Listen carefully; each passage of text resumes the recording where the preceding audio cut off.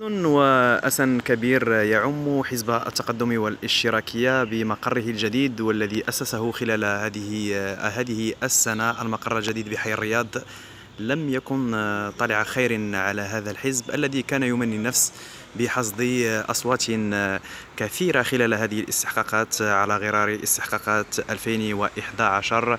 حزب التقدم والاشتراكية المعروف ب PPS اختصارا لم يفلح في مقارعة الكبار واكتفى بالمرتبة الثانية في استحقاقات 2016.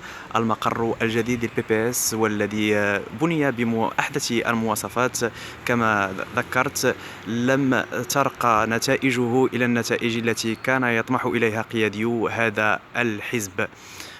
نبيل بن عبد الله الذي كان في خرجاته الإعلامية يؤكد أن الحزب سيحصد العديد من الأصوات خلال هذه الانتخابات التشريعية.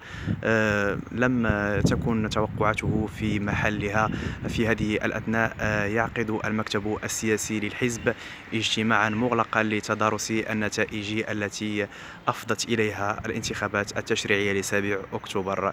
سنأخذ موعدا مع أحد القياديين قصد التعرف أكثر على الأصداء وعلى النتائج التي حققها الحزب بالتفصيل. إلى مراسلة أخرى، إلى اللقاء.